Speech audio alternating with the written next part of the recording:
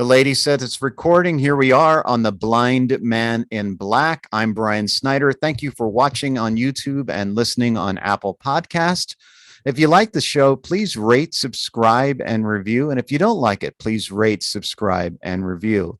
And if you like being on TikTok, check out the Exhausting Snyders on TikTok.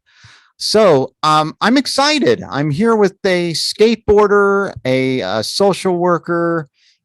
He wanders around the Facebook campus, and he is also a musician. Glenn Hicks, thank you for being here. It's great to be here, Brian. I'm coming in live from the Tenderloin in San Francisco. If you hear any gunshots, it's the War on Christmas. How is it down there? Is it all gentrified now? No, no, not particularly in the Tenderloin. No. Okay. No. Yeah. I know that it's very difficult. It's still the most expensive city in the United States, correct? Well, I think New York's passed it. Oh, really? Yeah. And don't get me wrong, the city has been gentrified. It's just the Tenderloin is the last holdout. So okay. Yeah. All right. Well, how have you been doing? How you been holding up through the pandemic?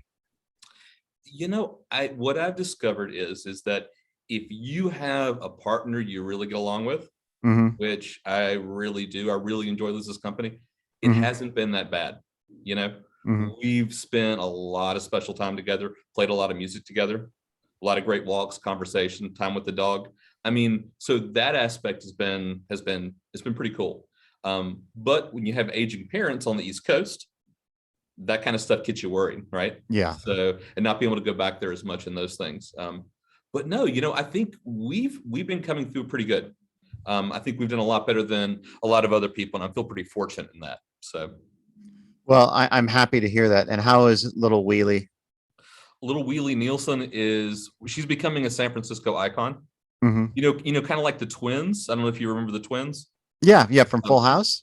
Well, no, not the twins from Full House. They were there were these two elderly women that roamed around San Francisco, and they would always dress alike. And I can't remember the name of them. At one point, I think they were in film.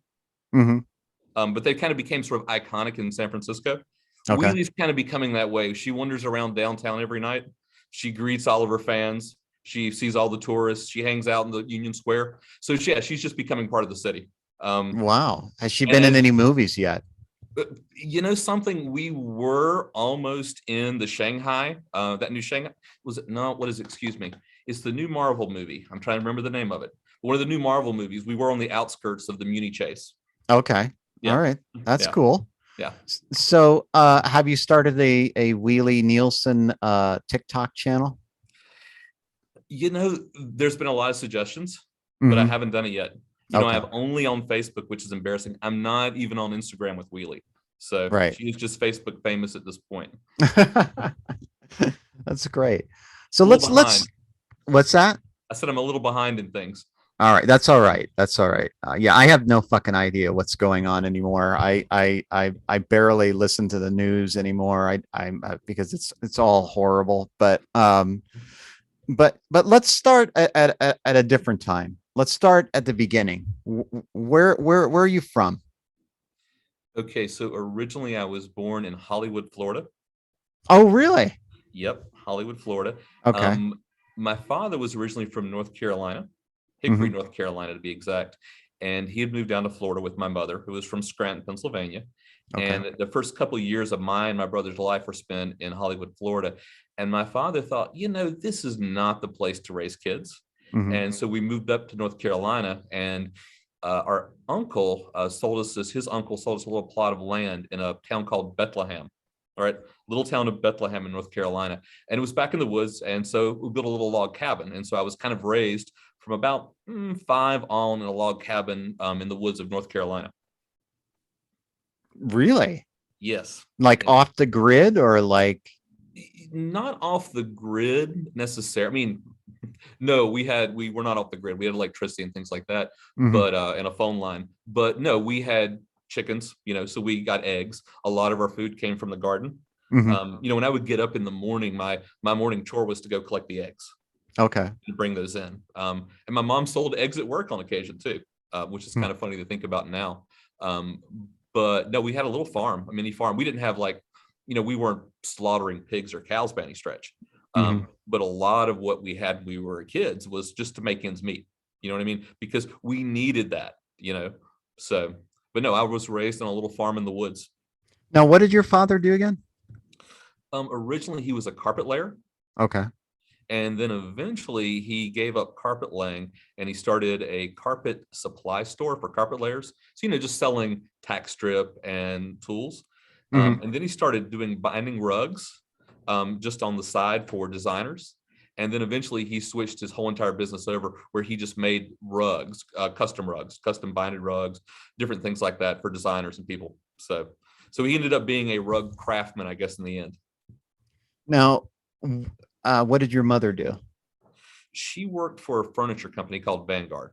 And I believe she would be like in the merchandising department, I suppose. And she usually maintained price lists, which was pretty intricate because it was like a big furniture company that had lots of custom furniture. And so she was basically the one designated to work the price list. Okay. Yeah. Now, was there any pressure to get into the furniture or carpet business? I think everyone's, father has that dream that their sons will eventually take their business. But the idea of me working with my brother and running a business with my brother was something I was not going to do. Right. Absolutely not. But my father eventually passed it to my brother. But so there was, Dad wanted it, but that wasn't going to happen. Now, furniture, actually, I did end up going into simply because those were the jobs available. Right. Because North Carolina has a lot of furniture factories, right? They do. And Hickory, that general area was it was kind of considered the home of furniture manufacturing before a lot of it moved overseas. Okay. So High Point is where they would have the shows, but Hickory was known for all of its manufacturing. So I grew up in a place where that was big, chicken farming and furniture manufacturing. Now, you mentioned your brother. Now, is he your only sibling, or do you have others? I have two other. My father was married previously, so I have two half sisters, but I wasn't really raised with them. Okay. So, yeah. Now it seems like there was some tension with the brother. What's that about? My brother? Oh, he's just he's passed now, but he was the worst best brother imaginable. Just exceptionally creative, exceptionally wicked. It was kind of sad because he figured things out a little too young, so he was exceptionally cynical too. But just brilliant, fun, creative, and an absolute terror at the same time. Well, Yeah. Wow. Yeah. So was he a skateboarder as well? No. But he's the reason why I probably gravitated towards skateboarding, because he was friends with skateboarders. And what he would do, because he was friends with skateboarders, is he would bring home all their music. Okay. And so I started hearing Dead Kennedys around the house. I started hearing Violent Femmes. I started hearing The Exploited. I started hearing all these punk rock fringe bands that I wouldn't have heard in rural North Carolina, you know what I mean, in the late 80s. And so, and those all came because he was hanging out with the skaters. The skaters were reading thrash or whatever, being influenced by that. And that's the music they were listening to. So in a way, he did bring skateboarding to me. Now, how was your childhood? What was it like growing up there? Was it a joyful childhood, or were you like, just, I got to get the fuck out of here? There was different pieces of it, right? And there was different bubbles as well. Like, say, for instance, my father's church was a Unitarian church. Okay. And so there was that bubble of free thinking, intellectualism, music, art, culture, right? And all of that was supported, right? But then there was the outside, which was rural North Carolina in the late 80s, filled with a lot of bigotry, a lot of homophobia, a lot of racism, a lot of misogyny and everything else that comes with that, right? And so there was a lot of pieces for me growing up as a young man. I did not, the ideas of masculinity a lot of times were about pickup trucks, right? Yeah. Football, drinking, you know what I mean? These Yeah. whole ideas that I didn't associate with, right? Yeah. Those things didn't draw me in. I was drawn to art and theater and to music and to skateboarding and to fringe and to punk rock music or whatever else, right? And so there definitely was those feelings of alienation, right? That was definitely there. But one of the things that I've noticed over the years, and it's really it's become more apparent, especially living in San Francisco, right? Mhm. Where I don't feel necessarily alone in my thoughts and my feelings. And I feel like there's so many more people like me. You know what I mean? More like-minded, not like me, but more like-minded. Mhm. So when I was growing up, the friends I made back then, simply because we were so different, we clung together a lot differently, like Yeah. wolves almost. Do you know what I Mhm. mean? And so a lot of my East Coast friends, there's such a closer bond to them, and because of growing up, in the rural South, Mhm. where it's different, it feels different here. Making friends felt different here in a lot of ways, Mhm. So, especially San Francisco, I should say. So, but Right. as far as a home life, I mean, I I had two very, very, very inquisitive, bright, laid back, cool parents. Mhm. And so I'm one of those people who really can't spend a lot of time sort of like ranting or angry about anything. I usually just feel thankful, you know. I Right. feel very, very thankful to have in fact, I was telling my father this a couple of days ago, especially in terms of guns and violence and being raised as a male in the South, right? And Mhm. being taught that a lot of manhood is about how you know what I mean? You expose force, right? It's a lot Mhm. about that. And I was thanking him because he came from a long line of hunters Mhm. and he was intending to pass down that to me, right? Mhm. That's just what you do. And I remember he tried to take me rabbit hunting when I was a child. I just cried the whole way through. The idea of killing a rabbit was just like, that was such a foreign thing to me. Do you know what I mean? Yeah. How And old were you when you went hunting? oh, from that age in the South, he probably had me with a BB gun first, probably a 22 or something like that. I'm guessing, man, I would hate to say 9, 10, somewhere in there. Okay. Okay. Somewhere it seems like that, but I'd have to even go back and ask him because it's been so long ago. Mhm. But from the minute I said I wasn't interested, he was like, awesome. And Really? he never made that anything from there. He was like, this totally respected. Oh yeah, of course. Mhm. And that I appreciated because a lot of times in the South, guns are associated with masculinity. Mhm. And he was never drawing those lines. You know what I mean? And he never did, Mhm. and it was perfectly acceptable. And when I got into skateboarding, when I got into music, I could not have asked for a more supportive family in that respect. Right. Right. So, yeah. Well, that's wonderful. So, I mean, they encouraged you, and so what were your dreams when you were growing up? What did you want to be? Hmm. I think when I really started thinking about what I wanted to be, and now we're getting into, early teens. Mhm. Um, for some reason, I was pretty sure I was going to be a forest ranger. Really? I was going to work for the Park Service. Yeah. Okay. Yeah. I spent a lot of my time. I mean, obviously a lot of time was spent skateboarding, but also a lot of time was spent in nature. Mhm. You know what I mean? Just hiking the Blue Ridge Parkway, Okay. a lot of outdoors. I grew up in the outdoors. It's funny now, like I gravitate so much towards the city and I would so prefer to live there. But no, I grew up in that sense. And so that was kind of my idea as a young man. Mhm. And then obviously things just shift around as you age, right? But Right. I think that felt like the dream when I was young. Mhm. So, I think I may have asked you this in the past, but how far away are you from Asheville when you were growing up? Asheville was probably about an hour, 25 hour, 30 minutes. The reason I ask is because there was a guy named Eustace Conway who has a like a huge nature preserve. It's like over 1,000 acres, and it's called Turtle Island. Is that familiar? The name Turtle Island sounds familiar. Right. Yeah. But anyway, I'm just curious because yeah, I wondered how close you were from there. I think it's near Asheville or Tryon. Okay, they're close, right? I can't remember where Tryon is. I don't think so, but maybe. Yeah. Okay. All right. But Asheville was definitely the place where all of us would go to escape to as kids, Right. because that's where the music and the art scene, and then, any of my gay friends, that's where they would immediately head to. It was sort of the San Francisco in the mountains in North Carolina. Why do you think that is? Because I've heard that. I've heard it's a very kind of open-minded, progressive place. Well, you just have a really amazing art and music scene there, and it Hmm. draws a lot of progressive, cool people.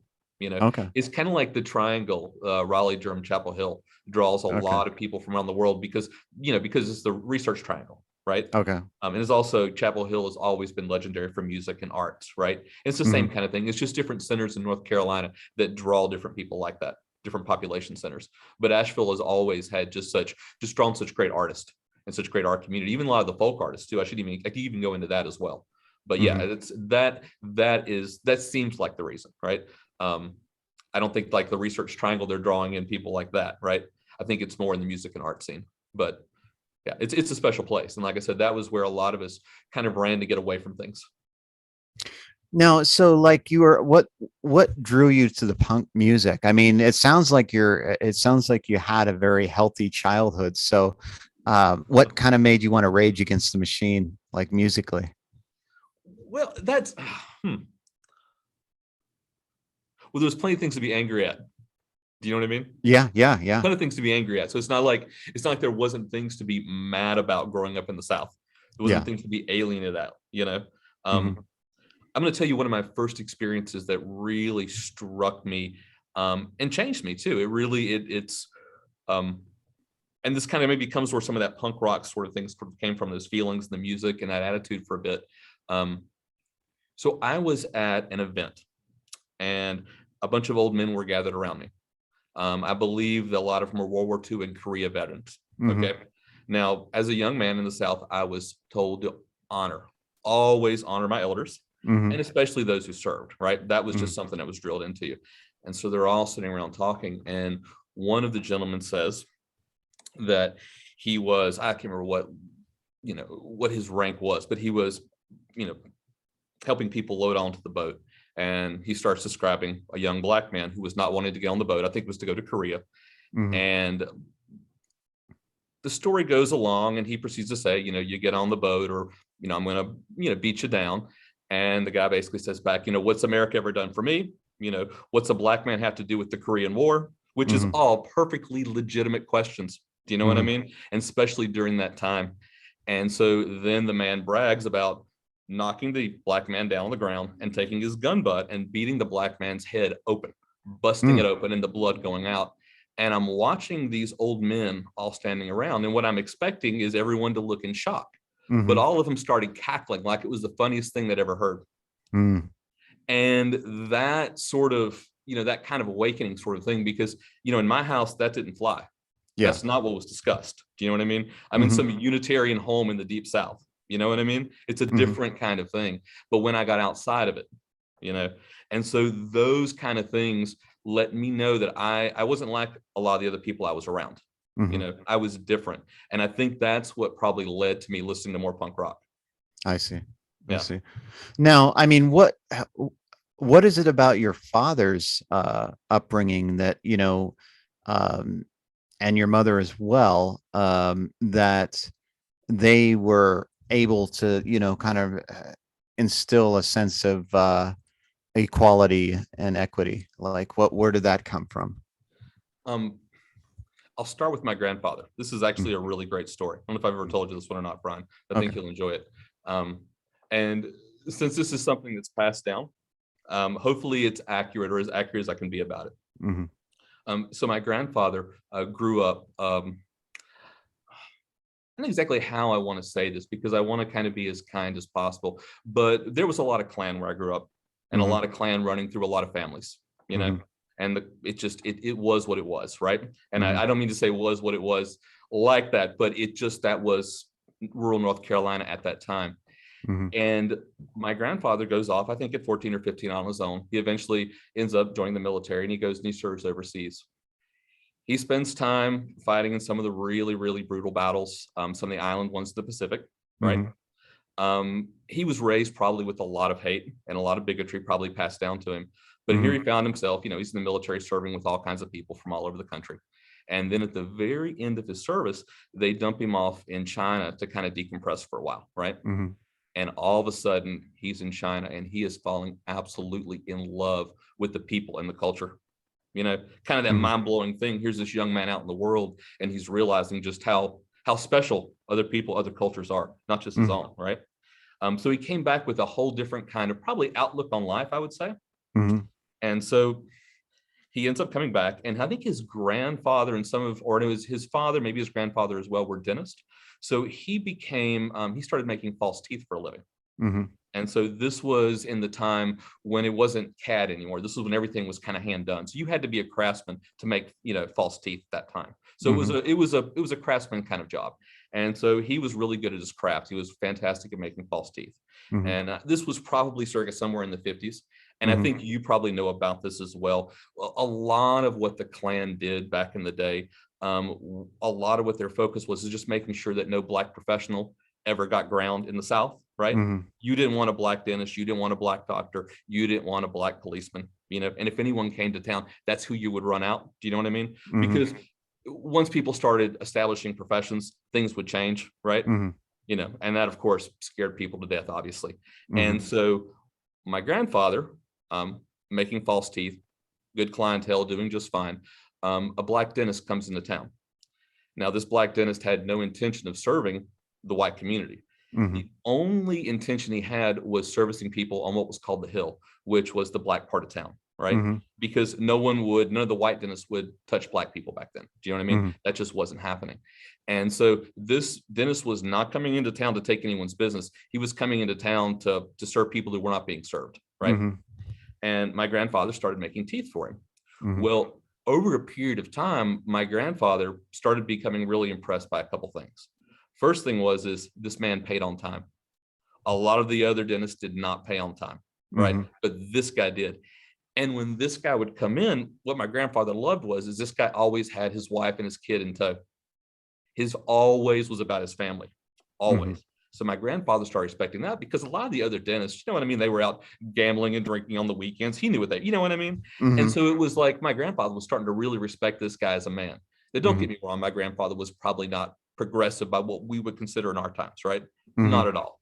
But he was starting to really get to know this person as a human being and respect him for the man that he was, right? Mhm. Well, all the other dentists in the area got wind the fact that my grandfather was serving a Black dentist. Okay. And so they all got together and they went to his shop basically to convene, right? And to Mhm. basically say, Mr. Hicks, you're going to have to give this up. You're not going to be servicing this client anymore. Mhm. And so all the dentists come to town, they come to my grandfather's shop, they have this discussion. My grandfather, once again, not an activist, you know what I mean? Not a Mhm. progressive, but just a stubborn little Irishman who really, really, really liked this guy, right? Mhm. Like I said, I don't want to paint my grandfather in a way that he was in a lot of ways. Do you know what I Right. mean? But he basically said, get the hell out. Get the hell out, all of you. Mhm. And so they all left. At this point, my grandfather probably went from having 30 accounts to probably having 3 or 4. Oh, wow. Yeah. All right. So this is where the beauty of the story comes in. And there was many years I didn't have a lot of respect for my grandfather. He wasn't much of a grandfather to me. He Mhm. wasn't. But a couple people pulled me aside to say, hey, you should know these things about him and who he was. Do you know what I mean? There's Mhm. reasons why you're angry, but there's other reasons to respect, and there's other parts of your family history you need to know. And so what happened is my grandfather suddenly had no business. And I've been to his old dentist lab. And so you have the front entrance, front windows, front door, right? And Mhm. then there's a back alleyway with a back door entrance. Okay. Very important to the story. So Mhm. what's happening is this Black dentist in 50s, early 60s, rural North Carolina, is coming in the front door to do business, right? Mhm. Well, what happened is all these other dentists were going around and they were attempting to find other people to do the teeth, right? To make Mhm. their teeth for them. Well, my grandfather just happened to have been one of the best craftsmen in the area. So a lot of these other dentists were going to other places that were a little third rate and they were having to do refitting after refitting. And, Mhm. you get a couple rich clients who do a couple complaining and you Mhm. start feeling the pressure, right? Yeah. And so quite a few of the white dentists, what they started doing is they started coming into the back door and being like, Mr. Hicks, will you make this for me? But just don't tell anyone. That is There, hilarious. there could be nothing more lovely. Yeah. Absolutely nothing more lovely. Time passes. Everyone kind of realized what happened. Everyone Mhm. kind of realizes what's going on and they give up. Mhm. Okay. All right, Mr. Hicks. Okay, you're good. All right, whatever. Do business Right. with him. Did And they so continue to go through the back door or did no, they? no, Oh, everyone started going to the front door. But it okay. went on for a short period of time though. Mhm. The black man got to come to the front door, and all the white men were going through the back door. So, That's a really amazing story. so with that being said, my grandfather probably raised my father and my sister a little different. My father and his sister a little different. My aunt marched in the civil rights movement. My father, I don't think he was marching back then. I think he was enjoying more of the hippie lifestyle. Okay. But they both were raised a little different. And then I think at a certain point, what ended up happening is my father fell in love with books, and he barely made it through high school. I think legend has it my father paid $50 or I can't remember, maybe it was $20 at the time for a teacher to change his grade so he could pass high school. So he bribed a teacher for a grade so he could graduate high school. I hope that story is true. But with that being said, he started at a certain point in his life reading. And so we have a whole entire room at my parents' home that's a library, just hundreds and hundreds and hundreds of books. So he never stopped educating himself. And I think that also made me who I am, because as a child, my first books he was reading me, I don't remember Dick and Jane. I remember Animal Farm. I remember a lot of Steinbeck, Grapes of Wrath, right? Of Mice and Men. Yeah. Those were my Dick and Jane books, right? And I think that probably, you know what I mean, was part of that perspective and change. So were you reading a lot in when you were growing up in grammar school and high school? Modest. I've never been a huge reader. I wish I could. My attention span it makes it difficult sometimes. Okay. I mean, I've always read quite a bit, but I like compare myself to Liz, who is, a couple books a week kind of gal. So, okay. Yeah. Wow. So what was it like in school for you?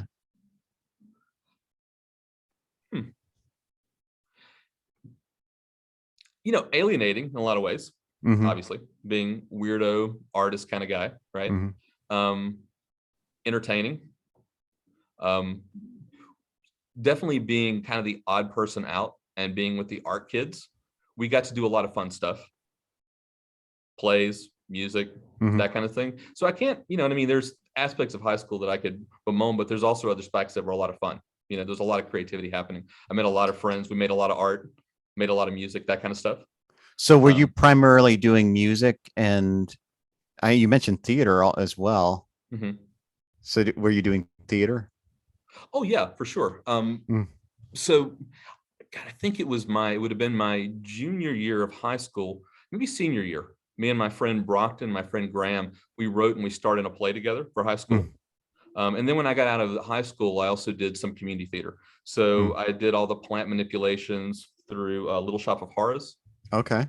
So I was in all three of the plants. That I've done some stuff with Damn Yankee. So I've done a little theater in my time. Yeah. Okay. All right. Yeah. So we were doing everything though. You got to understand because, also being skateboarders, someone always had a video camera, right? So then we were doing sketch comedy, right? So we were doing that. Right. And then we would also do our own little movies as well. Then on top of that, we were always drawing because we were skaters. We were influenced by skateboard graphic art, right? So art was always playing a big part. So we were always drawing. So all of my friends, we were doing all of it, Well, how did you get into skateboarding? It would have been a junior high school dance. My mom was dropping me off and I looked out the window and I saw this group of guys. It would have been Rick Deal and Josh Young, maybe this guy named Israel, I believe. They were all dressed really odd, right? And they all had really bad haircuts and they were all trying to jump over a center block. And I just thought, man, that is what I want to do. And I have no idea why, but I was like, that is what I want to do. And so from that point on, just seeing someone jump over a center block with as easy as that. As easy as that. Absolutely. How many times have you broken your ankles? I broke a metatarsal. I broke one bone in my foot. I've never broken an ankle. Oh, really? Okay. All right. Yeah. But if you want to talk about how many times I've sprained my ankle, right, or how many times I broke toes, because God knows arthritis right now is really setting in the toes because I would continuously break toes. Yeah. So, there's been plenty of damage. Plenty of damage. Yeah, I can imagine. I know every skateboarder I know has either broken their ankles or multiple bones usually, depending on what they were doing. But so what happened? I mean, you were thinking about being a park ranger. Was that your goal after high school? Yeah, that was my plan. What Okay. I ended up doing was I ended up going to community college.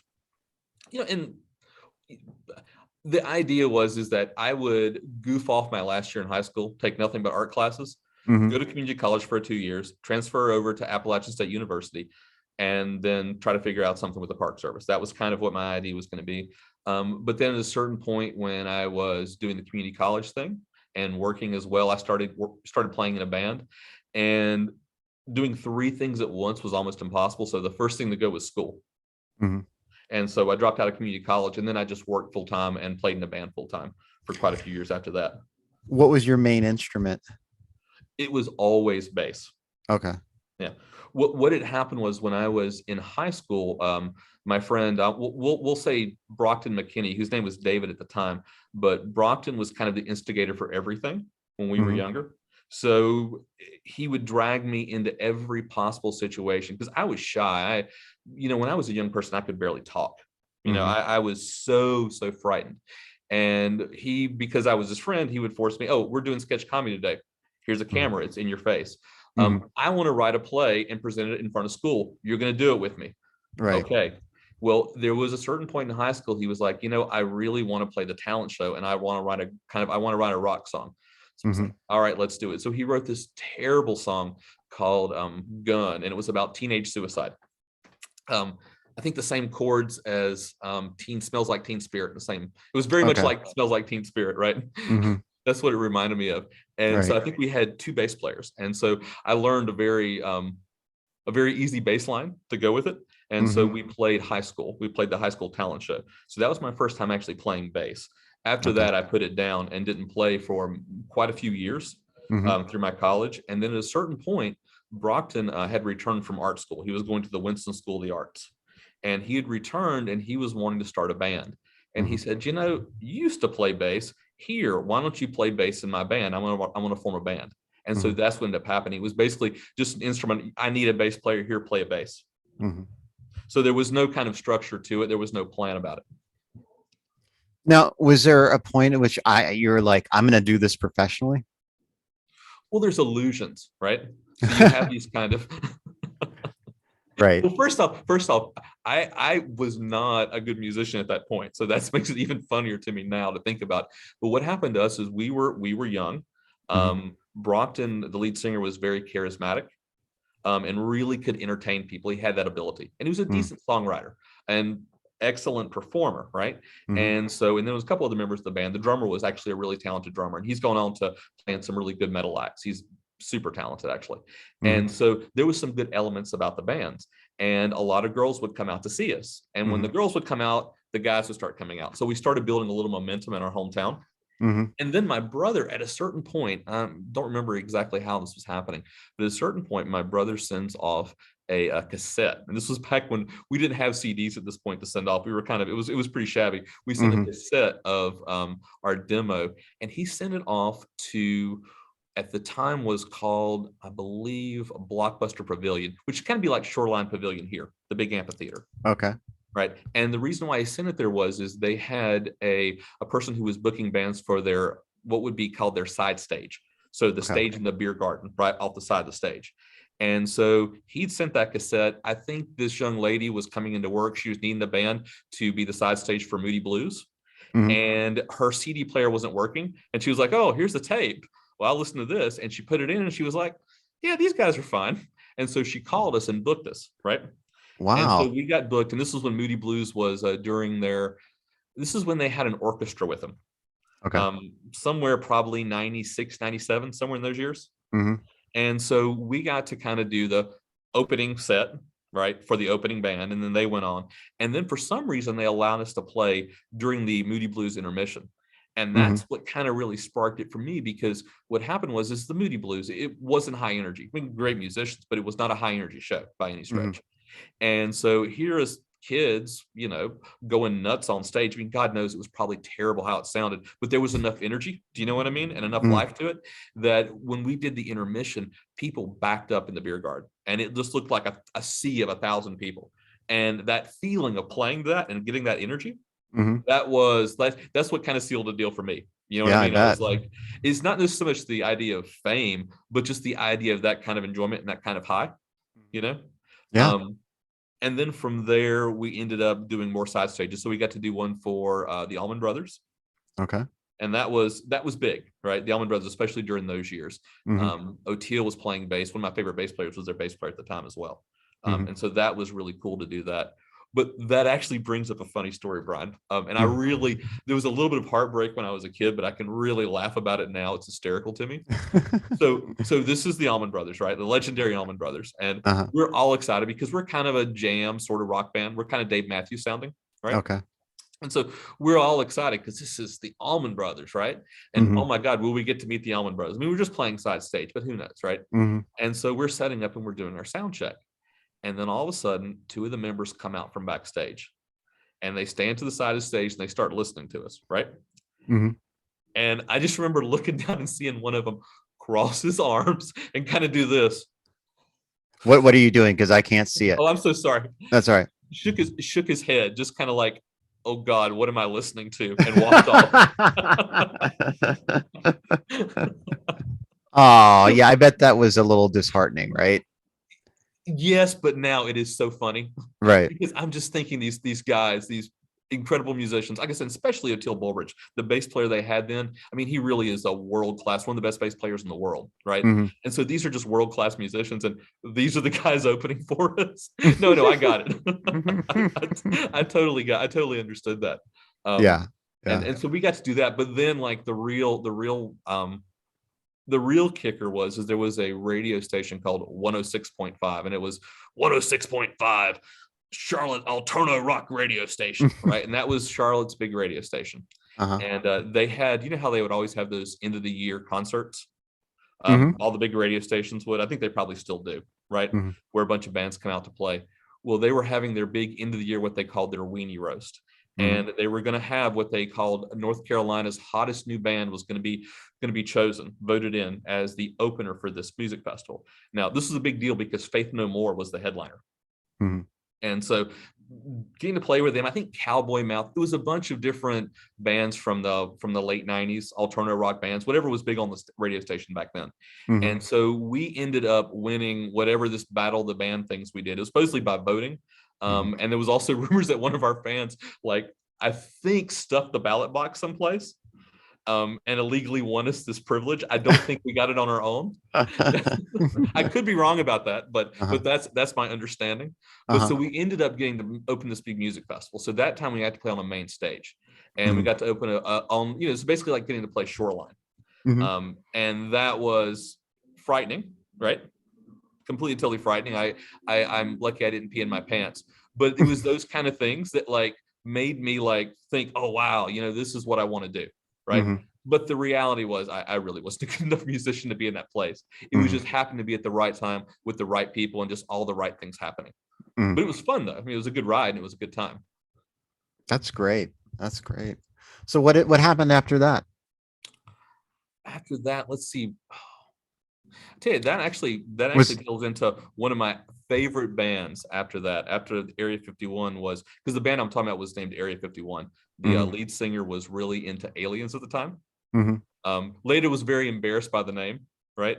But that was the name of the band at the time. But then I would join a band called the Greg Sheriff Band with my buddy Greg Sheriff.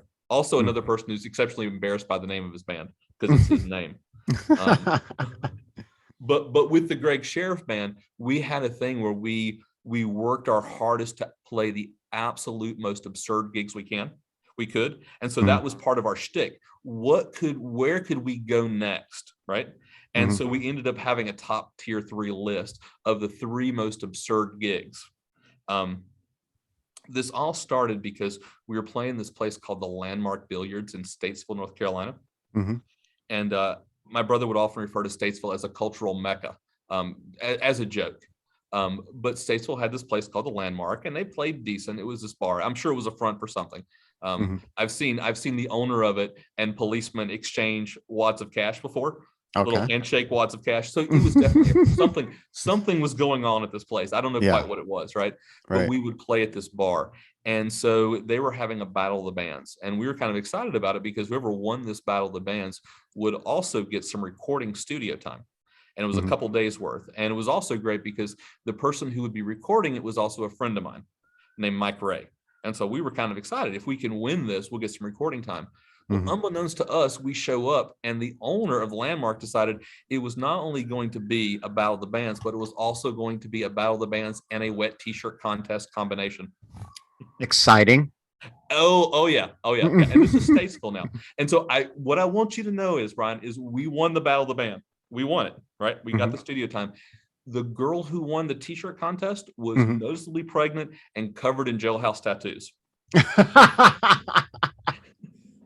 That's a little bit of Statesville culture for you there. Wow. And so at that point, we were kind of looking at each other like, this was just way too absurd. Can we take this further? Can we find something? Because this wasn't intentional, but what can we do next? And so I had a friend of mine who worked in the furniture factory. Great guy, piano player, played in a lot of gospel bands. And so at this time, we ended up acquiring this young man named Travis Stewart in our band.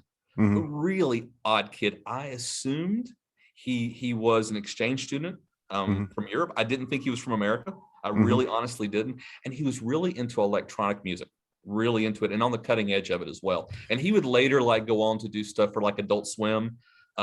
He would later on go things. He had a group called his main thing is Machine Drum. But he would go on to be a pretty big deal in electronic music, right? But at the time, why did you think he was an exchange student? Did he have some type of vocal affectation or something, or what was it? Because he was nothing like Hickory, North Carolina. Oh, okay. He was so far removed. His attitude, the way he spoke, his motions, his movement, I just assumed he was from somewhere else, and I couldn't quite figure out where it was. But it didn't feel like America. He really did not feel like, and there wasn't an accent that I was picking up on, but he just did not feel like a product of his environment at all. But he was a genius. I mean, he truly was, and you could tell. And so he ended up joining us for a little bit of piece of time here. So here we have this really eccentric electronic musician, right? And we have Greg Sheriff, who is a cross between Nick Drake and Jimi Hendrix. So a big fan of psychedelic music and interesting songwritings and tunings, and good musician, excellent musician. We also had another gentleman with us named Wiley Pamphlet. Wiley would later go on and play with a lot of the side projects of Polyphonic Spree and St. Vincent. So another really good musician who went on to do some cool stuff in this weird little band in Hickory, North Carolina. So either way, our next gig is we get offered to do a Shriner's car show. Now, how am I going to turn down a Shriner's car show? Right. Of course, yeah. With a weird psychedelic rock band. And we did it on a flatbed trailer. How was that? Cosmic. Absolutely cosmic. Absolutely. It was the Apple Rodders car show, I think is what it was. Okay. It was down home. So then at that point, okay, so what's next after that? And we topped it. And after this, we just sort of went, okay, this is enough. We can't do this anymore because we can't go any further than this. We had a friend of ours who worked somehow in Park and Rec, and she called us and she said, this is going to sound really weird. And I know you guys like to do really weird gigs. So there is the North Carolina Senior Citizens Olympics at Lenore College in town. And we need a band to do the opening ceremony. So we were like, of course we'll do that. This weird psychedelic rock band with all this electronica influence, right? Of course we will do one of our original songs, the opening ceremony for Senior Citizens Olympics at the local college. How was the reaction from the audience on that one? It was fascinating. It was so fascinating. Like I said, these guys were all good musicians too, but it was some far out weird music as well, right? And why, the song we chose too, it makes me laugh even more that it was for an opening ceremony too of a Senior Citizens Olympics. But what ended up happening was as soon as it cut off, the announcement immediately came across about, what was going to be at the cafeteria. And it was Salisbury steak. I remember that very clearly. And it was basically everyone could be at the cafeteria for, blah, blah, the menu, Salisbury steak. And it kind of goes through whatever the menu was for the lunch. Right. And everyone just got up and just beelined out of there for Salisbury steak, minus about 20 people. And they all asked, can we hear another song? Really? Yes. And it was the Wow. most interesting thing. Yeah. So almost everyone just, well, Salisbury steak, man, you can't compete with Salisbury steak. You know what I mean? You cannot compete with Salisbury steak, especially that's not like gravy. But Right. man, yeah, so we sort of hung it up after that. We were like, you can't, what are we going to do from here? So You should have wrote a song called Salisbury Steak Snot Gravy or something like that. probably should have. So, I mean, you were going to do the park ranger thing, and where did it go? I mean, you were doing some music, and then where did you go from there? Well, what ended up happening was had a couple bands, had a pretty serious relationship. I was engaged for a period of time. I was living in a little town called Taylorsville. Taylorsville, North Carolina is what it would be called. Taylorsville was the home of Harry Gant, Handsome Harry, the Skull Bandit of NASCAR fame, right? So a little bit of background on Taylorsville. Well, your accent just got a lot thicker right there. Exactly, and that's the magic. So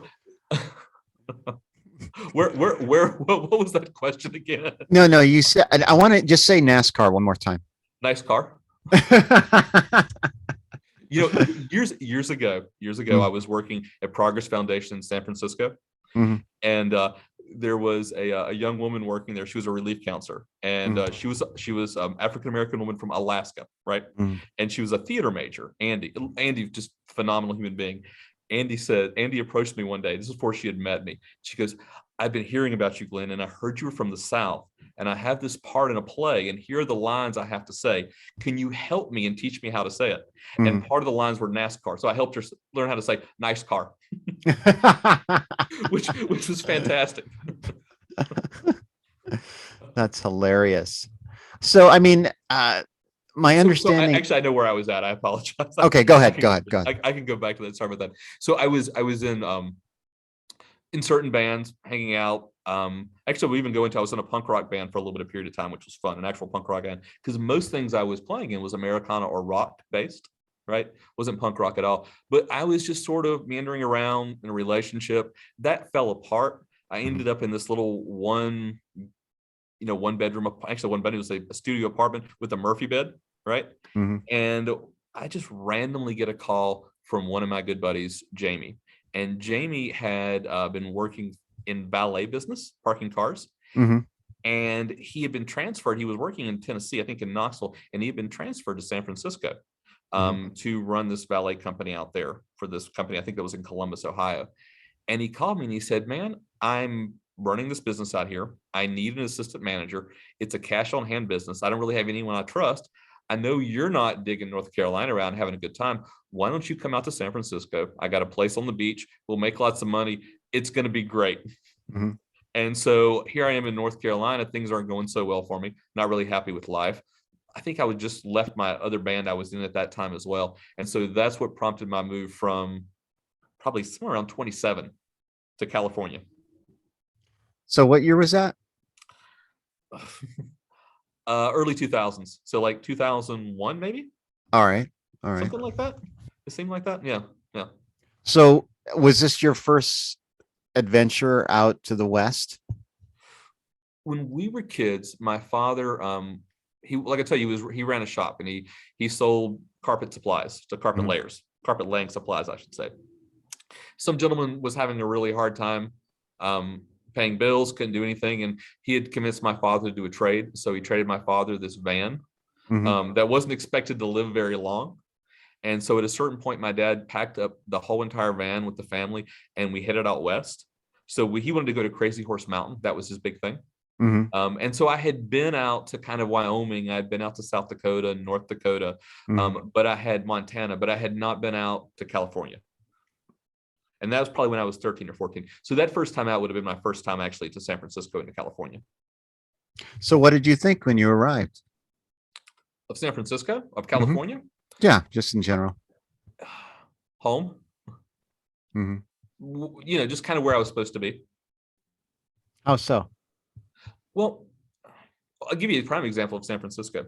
So as a young man, every day after school, I would come home and I would grab my VHS collection and I would start popping in my VHS tapes every day. And what those were skateboarding videos, right? Mhm. Because I'd want to get myself pumped to go out skating in an hour or so from then, Mhm. right?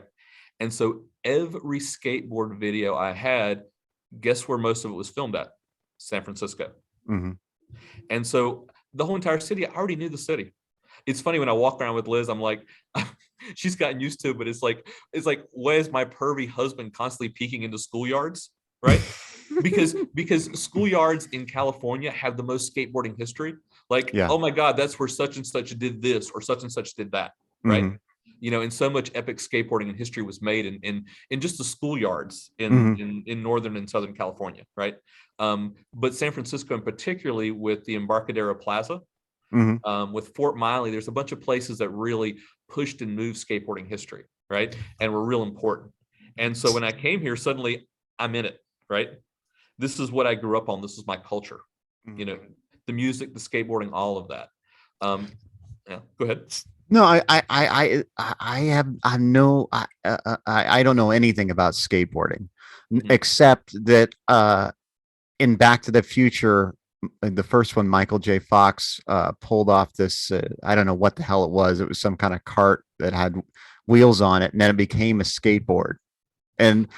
so that they kind of alluded that that's how skateboarding Mhm. began.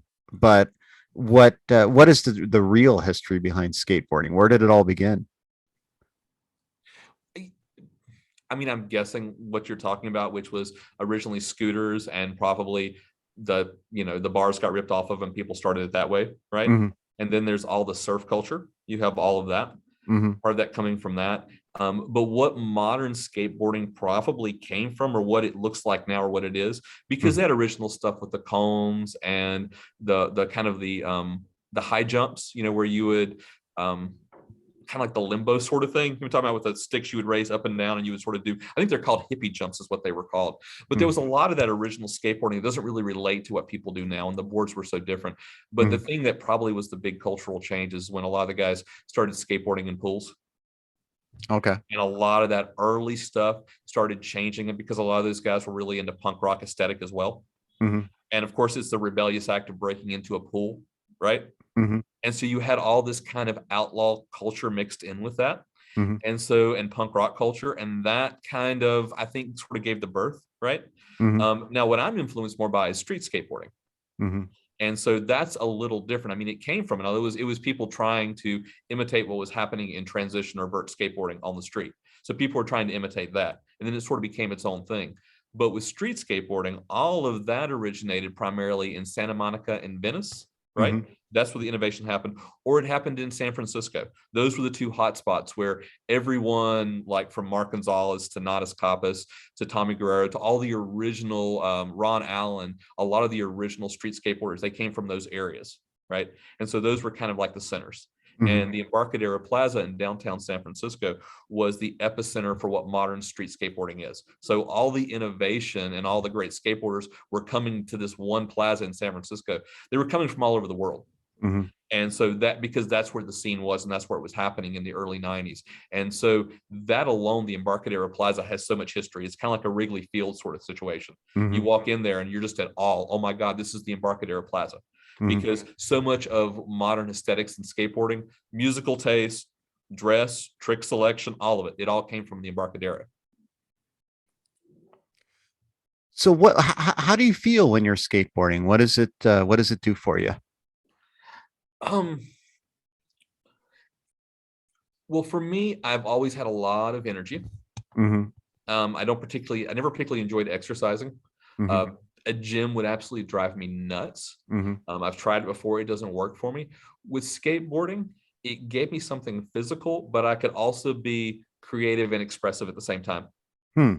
In a lot of ways, it's somewhere, skateboarding is not necessarily a sport, it's more of a discipline. Hmm. It's more like karate, it's more like ballet. Hmm. In fact, I would say it's a nice equal mix of karate and ballet, right? Hmm. But it's also interpretive dance, right, as well. And then you're blending that in with the streetscape, right? So you're interacting with your environment. Mhm. To be honest with you, a lot of the skills I've had with the work I've done in crisis work, and especially the work I've done in homelessness and mental health, a Mhm. lot of the street smarts and abilities I've had come from being a young man street skateboarding and being around those environments. Because Mhm. so many, like say for instance, in downtown Hickory, I would skateboard all the time. The times I knew when I could go skate and not have, not get a ticket or not be bothered by the cops, were the same time all the homeless people knew they could hang out and not be bothered by the cops too. Mhm. Right. And so you started to get to know all the homeless people. You started to Mhm. get to know the mental health community. You started to get to know the street community. You started to Mhm. get to know the drug dealers too. Everyone you would see and interact with within the streets too. Right. Mhm. And there was a piece of that I really appreciated. And it's as a young person, I wasn't blind to anything. I guess I could say that. I wasn't like, there was not a part of society I wasn't seeing. I wasn't closing myself off. So skateboarding introduced me to the underworld in so many ways. It Mhm. introduced me to poverty. It showed me a lot about addiction, right? Mhm. And simply, like I said, because of street skateboarding, because I was interacting with my environment in that way. Um, there's also that other aspect with skateboarding for me, overthinking things constantly, Mhm. things running through my head, constantly overthinking, right? Skateboarding, you have to be entirely in the moment. And by being entirely in the moment, it shuts off those things. Matter of Mhm. fact, I've had a great conversation with a gentleman who was schizophrenic years ago, and we were talking about skateboarding. And I said, I got a question. Do you hear the voices when you skate? And they were like, no, I don't hear the voices at all. I'm Hmm. totally focused in on skateboarding. And it makes sense because I understand that, right? Because it shut down a lot of those things for me as well. It was that nice, quiet place to be. Mhm. Then on top of that, camaraderie and friendship, you know, Mhm. you just make close friends and you travel together. You know what I mean? You participate in this activity together. You run from the police together, you know? It's a real binding kind of thing. And it's one thing that's really exceptional about skateboard culture is skateboarders from all over the world can travel anywhere because if you're a skater, you can find a floor to sleep on in some skateboarder's home. It's much like the underground music scene in that way as well. And so that community also, community, expression, mental health, all those pieces. That's beautiful. I really appreciate you sharing that because I had not thought about skateboarding in that way at all. And it's really beautiful how you described it. Thank you. Thank you. Now the other thing is now I know that San Francisco is the city is doing things to prevent those without housing from sleeping on the streets. They're putting like odd concrete barriers or things that or making benches really uncomfortable to sleep on or something like that. And how is the skateboard community dealing with that? Well, a lot of that stuff out there it's more about skateboarding than typically is the homeless community. Oh, Most of what really? you see Okay. out there. Yeah, most of it is what they call pig ears or skate stoppers. Hmm. Now there's some really fancy ones that you go to the Embarcadero. They have some skate stoppers that are actually like a squid kind of laying over, or depending on what part of town you're on, sometimes they're leaves, metal leaves, kind of Hmm. lapping over the sides of curbs. Hmm. Um, and most of that stuff is designed to stop skateboarding. There's a certain amount of the bench stuff. I know what you're talking about. That's designed a certain amount of places where there are places you could get into from the rain and they fence them off, right? Hmm. Yeah, there are things like that. And here's what gets even more intriguing. Some of those things actually are dual purposed. They're to stop skateboarding and homeless people as well. Hmm. So it's very familiar and it's been that way. It's been going on for many years. If you go along the Embarcadero, right there at the waterfront, there is miles and miles of these curbs, right? Hmm. Miles of these curbs, beautiful curbs. And they were skated relatively heavily in the 90s. Hmm. And they put metal clips all the way down. I mean, thousands of metal clips they applied into these curbs, stretching miles down the Embarcadero. So Hmm. San Francisco has been more than aggressive. It was kind of fun for a while. They had a group of guys that were called the Spot Liberators, and Hmm. they would go out at night in the cloak of darkness with hoods, and they would videotape them liberating skate spots for pulling off all the metal clips and stuff like that. There's an ongoing war actually right now, and it's really exciting because there's a place, I think it's called Pier 7, but there's one of the piers down there that's a couple blocks a couple big, huge blocks and a couple little steps. And it's a legendary skate spot. And a lot of people have been going there for many, many years to document really technical tricks. They're called technical manual tricks. So it's basically you flip into some kind of wheelie, I guess, for a better lack of a better word, a wheelie, and then you flip out of it and you do it across these blocks, right? Either way, it's just a very technical form of skateboarding that's that people gravitate for this particular spot. And San Francisco has been doing things for decades to stop it, right? And they'll put up something new on it, and then they'll get ripped off, and then they'll have to reapply it. And just recently it was liberated. And so now there has been an absolute floodgate because San Francisco, everyone wants to come and get pictures and videos here because you think about the backdrop and how it looks, right? Because a lot of what skateboarding is aesthetics, right?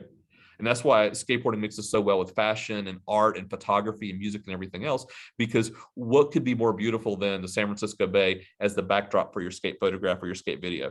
You know, what could be more cool than the hills of San Francisco you're doing a trick on, right? Yeah. And so this spot was just recently liberated on the pier, and it is amazing. Every time I go down there to walk the dog, there is some incredible professional skateboarder down there trying some new trick. So I get this demo every time I go down there, and these are skateboard professionals from all over the world too, and some of the best in the world as well. Yeah, just so much fun. Do you know Sean's Sanford? No. Okay. I only asked because he lives there and he worked for a skateboard magazine and he is a skateboarder and he's my wife's brother. So I was just curious if Did he work for Low Card? I don't know. I don't think know. It's Low Card. I knew one of the guys who used to work for Low Card because he was an employee of mine when I ran a valet company. I don't know. He had a TBI and he had a TBI from a car accident and then he got another one from skateboarding and it was in the Chronicle. And in any case, I thought maybe you would cross paths at least once. You might have, and you didn't know it, I'm sure. But you've met some. I mean, in recent years, I haven't been skateboarding as much because I'm physically not really able to. But I've met so many people over the years skating in San Francisco. So many names blend together. You know, I had that core group of maybe 10 guys I would skate with, you know, every week.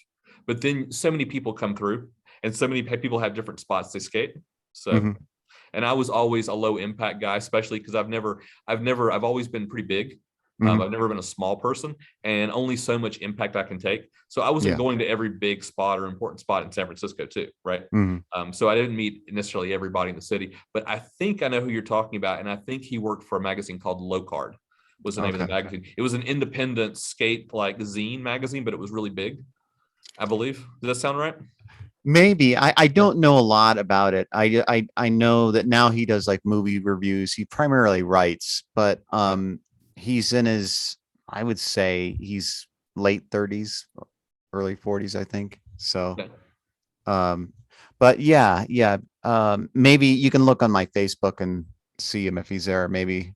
But anyway, so you moved out to do valet parking. What happened?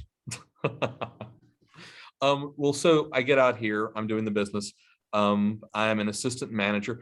There was aspects that was really, really cool. And I'll say this because when I got out here, in fact, we'll rewind for a second and go back to my boss, John Bray from Vanguard Furniture, what he told me before I came to California. And I say this in all respect because John was trying to be a very helpful, wise older man, trying to give me good advice. But I was getting ready to leave for California. And I was in the office and I was with my coworker, Britta.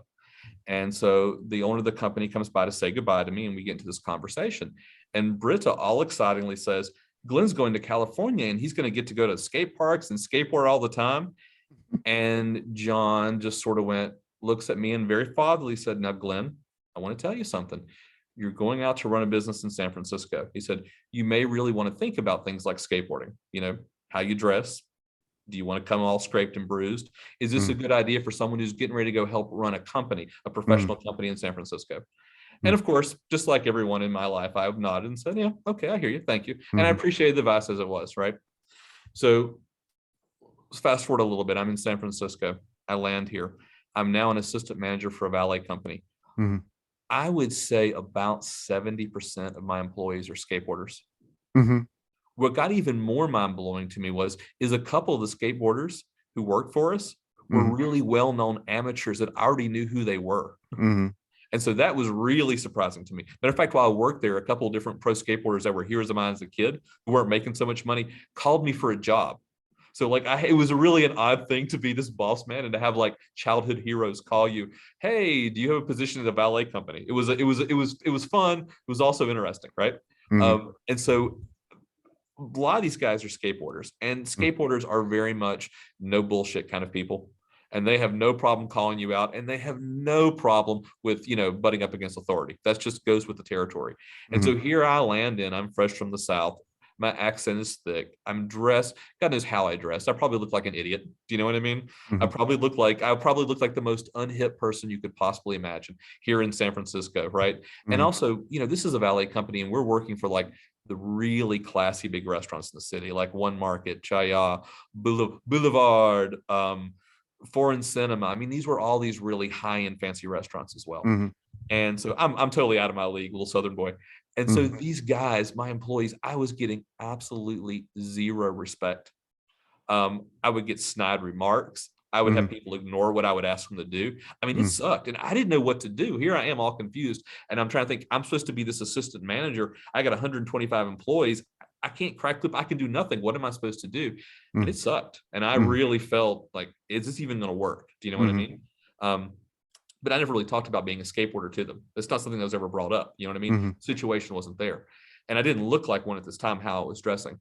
And so we had this one big party at the Ferry Building, this one party event, right? At the Ferry Building at the Embarcadero.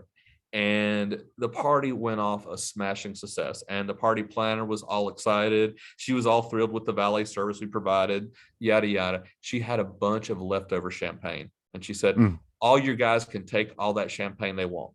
So here, and valets are like bike messengers. They're pirates. And the same thing with skateboarders. They're just all lovely pirates. Do you know what I mean? And they love to have a great time, And so everyone got their bottle of champagne, and we all went down to that spot I was just telling you about that's been recently liberated, Pier 7. And so a lot of the guys pulled out their boards and started skateboarding, and everyone's drinking. At this point, I looked at one of my employees and said, hey, can I see your board? And they were like, what? And I'm like, yeah, can I see your board? I'm like, yeah, sure. And they kind of laughed and handed me the board. And so because I've skateboarded for many years, I've actually created, and this was back when you could still create tricks. I made up a trick or two. They were out of these old trick called a no comply, right? So I did this one trick that very few people have seen, because I think once again, it's like making up a song. You don't know what you made up. Do you know what I mean? There's so many things happen, right? But I'd never seen anyone do this before. I did that trick. And then I also did what was called a Rick flip. And that is a 360 heel flip where you're rolling backwards and you end up rolling forwards. And at that time, it was a very technical, hard flip trick, one that a lot of people didn't do. And so I just busted out a line where I did a couple really difficult tricks. And all the guys' mouths dropped. And then from then on out, it was just like, it spread like wildfire. Oh my God, Glenn did a Rick flip, and that was the rumor around Glenn. Oh my God, do you believe Glenn does a Rick? He does Rick flips? You got to be kidding me! And so all of a sudden, all of these little assholes all of a sudden respected me and loved me, right? Yeah. Simply because I could skate, and that was it. And that is what saved my ass in San Francisco to begin with, because I was getting ready to walk out of that job, but simply because of skateboarding. Yeah. But no, that went on for a while, and then Jamie had to leave suddenly, and then I became in charge. And so here I am. It's service industry, and it's it's a grind. It's an absolute grind. Well, I talked to a valet one time, and I said, what is it like? I mean, is it interesting, or did you find anything odd when you went into a car? And he said, yeah, one time I found a gun, a bag of Coke, and panties on the passenger seat. Did you have any situations like that? I have a ton of great valet stories. I had these two guys, AJ, and we're just going to say Tim, because I honestly can't remember the other guy's name, but AJ and Tim were two of my valets, and they worked at what was called SRO. And it was, I think Azuma was one of the restaurants, but it was just a really kind of, high-class Asian fusion restaurants, a little group of them, Shanghai 1812, Azumo, and then something else, Chaya, I think is what it was. But just very high-end restaurants along the Embarcadero or along the bay, right? And so we had these two valets, AJ and Tim, who was servicing it. And AJ and Tim were very much into hip hop. And in their spare time, they did a ton of graffiti art. And that was their thing, hip hop and graffiti art. And that was it. That only seemed about their lives. And that's the only thing they typically would talk about, right? Two young white men. And one day I walk up to the curb. Now, one of the things we let our valets do is we let them kind of express themselves to a certain degree, right? So these guys dressed a little bit more hip hop because the area they were in was a little bit more urban, a little bit more cool, right? So they already had that feel to them anyway. And I walk up to the curb, and one of the things about valet is if you're a valet, you are not supposed to talk about who's inside the building, okay? You don't. If a celebrity came in, you're supposed to keep your mouth shut, right? And so one of the valets, and once again, we got to remember this is pre QAnon flavored. Why did I just forget her name? Roseanne Barr, right? This is pre QAnon Roseanne Barr. Okay, keep that in mind. All right. And so here are these two young men, like I said, very urban, very just into hip hop and graffiti art and stuff like that. And in a lot of ways, a lot of the conversations I'd had with them before outside this seemed very shallow at times too, right? Very shallow. Great guys, but just like I said, just kids, young men, right? And so this young man pulls me aside, Tim, and he's like, Glenn, come here, come close. You see that back of that person's head in the window? Do you know who that is? I'm like, no. He goes, dude, that is Roseanne Barr. I'm like, holy shit. And so AJ looks over and goes, oh my God, here we go again. Roseanne Barr, Roseanne Barr. Who cares? And Tim looks back in disgust and anger at AJ and says, dude, you have no idea what that woman did for feminism, what that woman did for comedy, what that woman did for entertainment. And he just started going off on all of Roseanne Barr's accomplishments. And you just keep your damn mouth shut because this is important. And this part, I'm just blowing my mind, especially the feminism part too. All this is blowing my mind. I'm like, damn, Tim, I didn't expect that out of you. And then AJ looks over at Clockwork at me and goes, Glenn, you want to know what's cool? Can I tell you what's really cool? Yesterday, I got to open the door for Jennifer Love Hewitt and I got to look up her skirt. That's cool. That's funny. So yeah, there was lots of like random celebrity things. One of our valets, we had Roos Chris up on Van Ness, and we this is where I got to meet and I got to work with Gavin Newsom and his partner back then. I can't remember. I forgot the guy's name. O'Rourke, I think was his name. His campaign manager, the one that eventually the scandal happened, and I think he was sleeping with her. Gavin was sleeping with his wife, I think, something like that. Yeah. With the scandal. You remember that whole thing, right? Yeah. This was pre that, and this is when Gavin Newsom was first running. Now, when I got to the city, I'm reading The Guardian. I thought Newsom was the Republican, and I thought Gonzalez was a Democrat. Because I didn't know San Francisco politics. I didn't realize that Newsom was a Democrat and Gonzalez was the Green Party candidate, right? And so what ended up happening was I ended up working with Newsom because we had a parking lot that we subleased out so we could valet for Roos Chris. Okay. That parking lot, we needed to be able to then lease out during the day because we leased it out full time. We needed to lease out spaces ourselves, sublease out spaces during the day to return the profit because Roos Chris only worked at night. So we ended up renting out that lot to Gavin Newsom's campaign. And so I would regularly be calling Gavin Newsom and his people because they didn't know how to park and they would block people in. One time we ended up, I think Brand First Marcellus came in to do an event with them and we ended up towing his people's car. Once again, I don't know who these people are. And I'm just I'm just feeling my way around. There was a certain point, I believe it was Dianne Feinstein's people called me. And said, so you guys are going to do our party again like you do every year. I'm like, okay, well, this wasn't Dianne Feinstein, this was her people. And I was like, okay, it was some kind of fundraiser or something. I was like, okay, cool. Let me know the cards, let me know the place, and I'll give you a bid. And they're like, no, you do this as a donation. You've always done this as a donation. And for me, I'm just like, no. I grew up listening to Jello Biafra. You know what I mean? I'm not going to do anything nice for Diane Feinstein. I'm not going to be giving her whole donation to my ballet services. But that was one of my favorite turndowns. Was like, I know the people in the past used to do this for Diane Feinstein, but no, I'm not going to do this. I'm not going to donate our services this time. And then we didn't get the job. But with that being said, I don't know if you remember in the very end, Gonzalez was actually doing really well against Newsom. And it was starting to look like the Green Party could pull off San Francisco, which would have been spectacular, right? Yeah. And so what happened was Newsom decided to bring out the big guns. Well, who are you going to call? Bill Clinton, right? Yeah. So Bill Clinton comes down and meets with Newsom at their campaign headquarters, right? Well, where does Bill Clinton want to go? Well, of course, Bill Clinton wants to go next door to Ruth's Chris, right? Because Ruth's Chris has steaks cooked in butter, right? And this was Fat Bill. This wasn't Vegan Bill, okay? Yeah. This was back in the day. And so I barely missed getting to meet Bill Clinton. I mean, just by about 5 minutes, which was sad. But my valet, whose name was Damien, we actually nicknamed him 666. He had this great scar on his face, and he was quite the character. He was a Louisiana skateboarder. I think he's originally from Louisiana, but an East Coast skateboarder. And he got to meet Bill Clinton and got to shake Bill Clinton's hand. And it was a very fascinating description of Bill Clinton, because Damien was not political. Damien was not a person who would get starstruck. I mean, a skateboarder might, or a musician, like the lead singer of Slayer, right? He'd get excited over that, but not a politician by any stretch. And so I asked Damien, I was like, well, what was it like getting to meet Bill Clinton? And he said, man, it was the strangest thing. He was like, he was coming towards me, but he looked like he was kind of floating.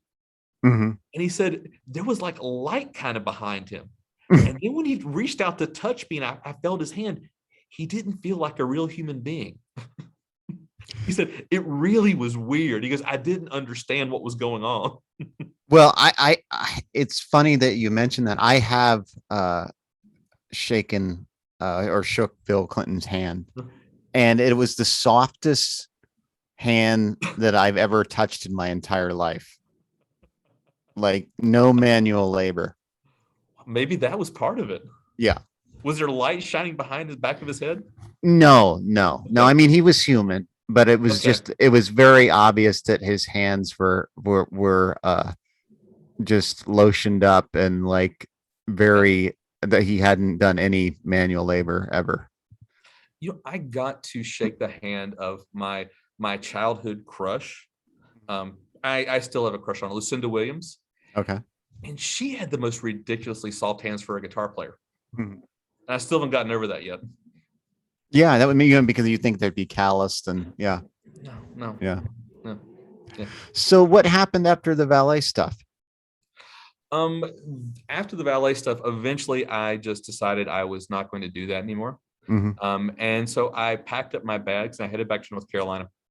I was back in North Carolina for about, I don't know, 3 or 4 months. And then a couple things hit me. First off, why am I back in North Carolina? Secondly, oh, wow, I'm in love. And I was with someone. One of the things about that valet business is because the management was out in Columbus, Ohio, it was hard for me to hire people. They just did not let me hire an actual partner. And so I ended up working like 60, 80 hours weeks a lot of times. And it was just to the point where I didn't understand what was going on. I didn't understand the person I had met yet. I didn't understand how special this was. You know what I mean? None of that really occurred to me because all I was doing was working. There was a lot of confusion, a lot of anger, just a lot of things going on for me at that time. And so after I moved back home, me and Liz kept in touch and we kept on coming out to see each other. And then it was like, yeah, I need to come back to California. First off, because I'm not, this isn't where I need to be. North Carolina, especially Hickory, it's not my town. Do you know what I mean? It's not where I need to be. But the other piece of it is that I need to explore this more with Liz because this seems like it could be forever. It seemed that special. And so I came back to California and I landed, I think I was in North Carolina for about 8 or 9 months before I moved back to San Francisco. And then I was there since. So for those listening and watching, Liz is your wife, your current wife. And so what was it about Liz that enthralled you? Well, so I'll tell you a kind of funny story. my father is a very funny man. And sometimes he'll make some mildly offensive jokes. And being a Unitarian, I think he had permission to do this. But I've been going to the Unitarian Church on Franklin in San Francisco, and I'd met this girl, and I was enamored in a lot of different ways. Like I said, I was busy enough to not really totally understand that this was a forever kind of thing, but I was into her. And so I remember calling my dad. This was like first couple months in San Francisco, and I was like, "Yeah, Dad, I've been going to the Unitarian Church." And my dad said, "Well, you'll meet a nice divorcee social worker, I'm sure there." And it was a total Unitarian kind of joke. And of course, Liz was a divorcee social worker. And so I told her that, and of course, Liz was so offended. Now, once she met my father, she thought it was the funniest thing ever. But it was a classic kind of line. But we met at this Unitarian church, and we're sitting there, and there's that point when you're supposed to say hello and shake someone's hand. I shake her hand, and I'm thinking, man, I want to ask something about her. I don't know, just something about her smile, something about her presence. As you both know, she's a very calming kind of presence. She's a special kind of person. And there's something about her presence. And I'm like, man, I really want to ask her to lunch. I can't do this. No, I really want to. And I went through this whole entire hour in the Unitarian church wanting to ask her, and I couldn't build up the damn guts to do it. And right as the service got ready to end, she looked over me and she said, "Do you want to go to lunch?" She would have walked out of there and I wouldn't have asked her. Do you know what I mean? It wouldn't have happened. But she did. And I was like, of course. Yeah. So we headed out to Bamboo, which is still one of my favorite restaurants in the city over on California. And we just had this really nice meal, and we started talking. And it was that moment where you realize, like, there's a lot of same shared values, and a lot of same shared life situations. We both referred to ourselves as refugees from the South. We both found ourselves in San Francisco. We both were Unitarian. We both were very progressive. We both didn't own a television.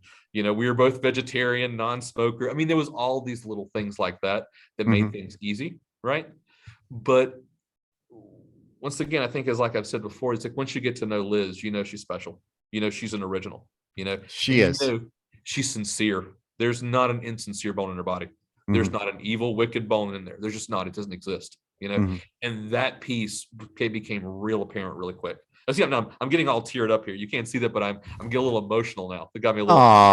Well, no, if I think hard enough about how much I love Liz, I can cry. It could be great for acting skills, because if I want to, I can. Do you know what I mean? At any given point, just by thinking that. But that's beautiful. Just her presence, just her natural sweetness and decency. I've never met anyone who works harder for other people, other humans. Especially in this past year, watching her work with COVID and watching her with PRC and what she's doing there, is just so impressive. I mean, it's just absolutely impressive. And just watching her blossom has just been really great too, as well. So she works at a homeless shelter, right? No, what she did was, I remember how she was working, assisting people with benefits at Freed when she was there previous. Through the SARS, a couple different systems. Well, what ended up happening is she ended up getting her dream job actually partially due to you. You actually were part of this, Brian. I don't know if you know that or not. I remember it had to do with the video that we created. It did. Well, what happened was when she came back to San Francisco and when we were both looking for jobs, she saw this organization called PRC. PRC/Baker Places. And PRC was one of the first organizations that started helping people with AIDS and HIV get benefits. Now, you want to talk about a game changer, right? This is an historic organization. I mean, that was a major game changer. And so Liz sees this advertisement out there. They're looking for an attorney, right? And she reads what they need, and she's like, I can do all this. The only thing I can't do is just appear in court, but everything else they need, and I can do even more. I can do this. And when she said it, I was kind of like, what are you going to say? Like, honey, go for it. You know what I mean? If they're asking for an attorney, but you got a master's degree in counseling, but hell, why don't you go for it? To be honest with you, I didn't have a lot of faith in that. You know what I mean? I mean, Liz is freaking brilliant, but she was going after an attorney job, and she's a master's degree in counseling, right? You know what I mean? But what ended up happening is when she applied for that, first of all, she interviews really well. And then she had that video that you helped her make of her basically describing benefits, right? That kind of question and answer video. I think what you guys put it together so she wouldn't have to basically teach those classes, I believe, all the time.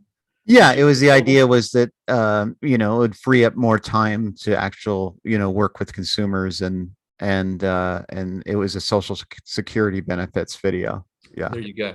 And so what Yeah. she did was just basically described, and what a better thing to send in her job resume than that is her Mm, basically describing the system, right? And going through all those steps. mm, And so she ended up getting hired on there. So what she does is she works with a legal team.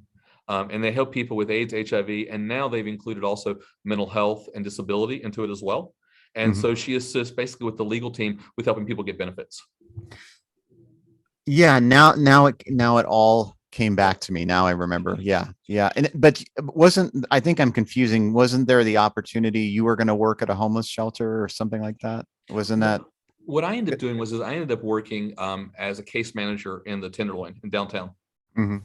So that's what I ended up doing. It wasn't a shelter. No, I ended up working. I think I applied for a shelter and also applied for a case manager job. I ended up being a case manager for a while in the Okay. Tenderloin. So how did you get into social work? Was it through Liz? Well, what happened was when I moved back out the second time to San Francisco, I had been working in furniture all my life. Mhm. And so I had worked in sales aids departments, merchandise, marketing, customer service with furniture with a company called Vanguard.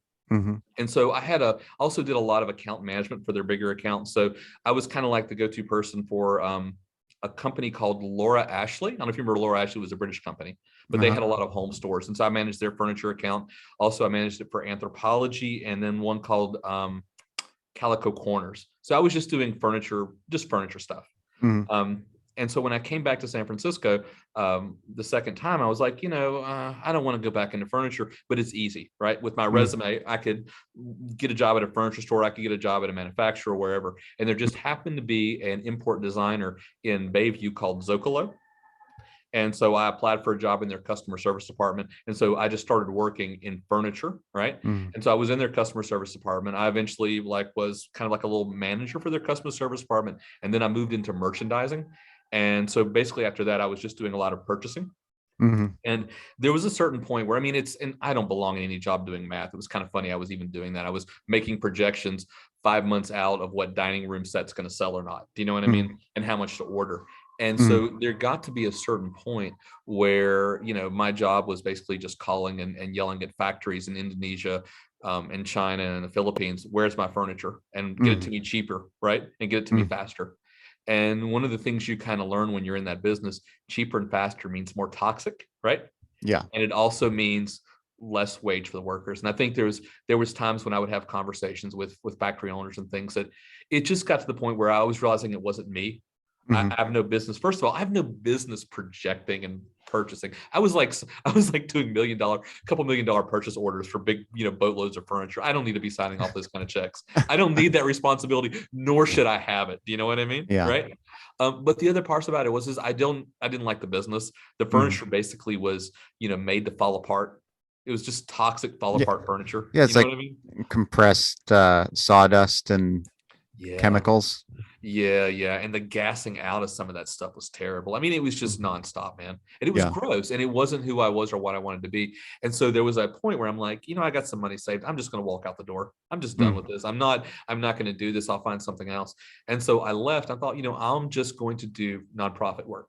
Mhm. I'll find something in nonprofits. But in the meantime, what happened is after I quit that job, I'm kind of wandering around aimlessly and I'm thinking I need to do something in between. So I'm looking around for a place to volunteer.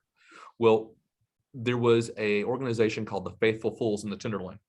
And it was a religious organization, but it was started by a Unitarian minister and a Catholic nun. Well, Mhm. what could be more freaking social justice focused than a Unitarian minister and a Catholic nun working together, right? Mhm. You know what I mean? Mhm. And I think Jesuit too. And so either way, I head down there to start volunteering. Um, and they do what's called street retreats. And so I convinced Sister Carmen, who's now a dear friend of mine, to let me go on one of their street retreats, which is Mhm. basically bearing witness. And Mhm. so I spent about a week or two sleeping on cardboard in doorways, eating at Glide, which is one of the local soup kitchens, and basically just living on the streets. And that was a shift for me right there. I Mhm. knew I was heading the nonprofit direction. I knew I wanted to do something, but there was a piece of that just kind of being tossed out there, Mhm. and feeling that meat grinder and going Mhm. through that experience. I learned a lot from it. And there was new pieces of empathy and new pieces of understanding. and kind of new directions of like, what do I kind of want to do, and who am I, and what direction do I want to go into. So what was it like sleeping on the street? There's the first thing you got to say is like, when you have a home eventually to go home to, it's different, right? So how do I know, right?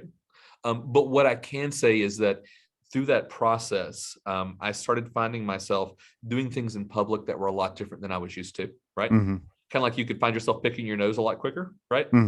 You also found yourself starting to hoard things more and keep things closer to you, right? Those things I noticed. One of the things that was really apparent is as you started getting dirtier, right? Looking less clean and carrying more things on you, when you go into places, you get followed. It felt like I was a young skateboarder again in the South with my long hair and funny dress, because when I looked that way as a kid, growing up as a kid, I would be followed by a security guard. If I got pulled over by the police, I would be searched, right? And so it brought me back to those days when I was a little rebellious kid growing up in the South, right? With those eyes on you, right? And those pieces like that, you can see how your mind shifts and changes, and those attitudes and things like that. There was a lot to it, and it was a very emotional time. And it's funny, it's like I start trying to think back about it now, and I draw a lot of blanks on that time. I really do. In what way? The distance of time and everything that's happened, I think that plays more into it than anything else, because at the time it was monumentous. It was huge. A lot of things that were happening that was really big. And there was, my main takeaway from it was this: when I was a kid, had a good friend of mine, Jamie, and that's who actually I moved out here from San Francisco to run that valet company with. And Jamie eventually became a vegan, big into animal rights activism, because when he was a child, he was raised on a chicken farm. And one of his jobs was to kill the culls. And so what would happen is they would get, from Purdue, whoever else would dump off their big, truckload of chickens, little baby peeps, right? And he would go through looking through the peeps. And if he would see one that was defective, an extra limb or something broken, he would stomp it to death and put it in a wheelbarrow, right? And then he would go and and then he would go take that wheelbarrow and dump it. And there was a hole out in the woods where he would dump all the culls, all the peeps that were dead, the defective ones. And when all that came later on in life, it really affected him, as you can imagine. It affected him as a child, and especially later on in life as well. And that story really, really stuck with me. Do you know what I mean? And those culls being thrown in this hole, right? These defective ones being thrown in this hole back in the woods. And when I spent time in the Tenderloin, and when I spent time on the streets, and when I was there was that piece that felt like, where all the culls were being tossed. And that was kind of my takeaway from that, all the defective little peeps that weren't good enough, all tossed in a hole, and that was, I guess, my main takeaway from that. But after that, I started applying for jobs, and because I'd always worked in, business of some sort, I applied for a couple different nonprofits that help people, put together resumes and apply for jobs and stuff like that. That's what I applied, and that's what I thought I would get, right? With my experience. But I also applied to be a relief counselor for a local treatment center. And this was one you didn't have to have a degree, because you could come in as a relief counselor, right? And so it was for what was called Progress Foundation. And they had these Victorians all around the city. And they were anywhere from like a 1-week stabilization program to a year-long programs, right? And so they ended up hiring me as a relief counselor. And that's how I got started in the field, just thinking I would end up in nonprofit and be more towards the business sector of it, but then ended up being in the mental health substance abuse, right? And in part of the crisis section as well. So that was just kind of stumbling into it. Wow. So, I mean, what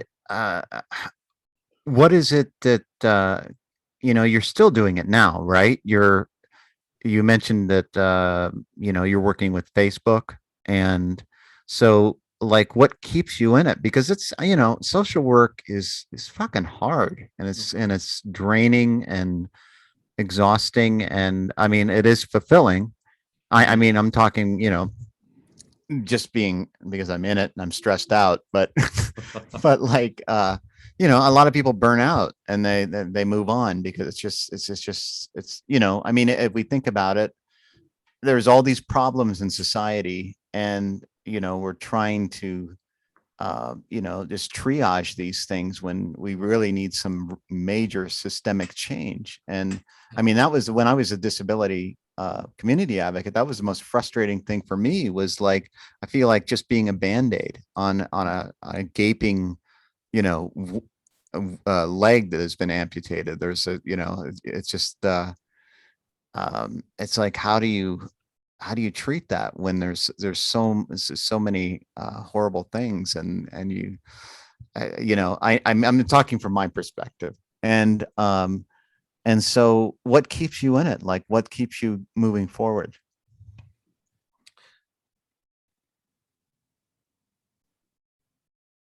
Well, to be honest with you, I'm on a break right now. I think, as we discussed earlier, what I'm doing right now is very far removed from the more difficult work, right? Mhm. To be honest with you, because you do have to take a break every now and then, right? Mhm. I think that to truly affect someone's life in a positive manner, right? Mhm. That feels good. There's something about that feels really special and good. Mhm. There's been times I've got to be a hero. You know what I mean? That Mhm. feels kind of good sometimes too. There's rushes like that, right?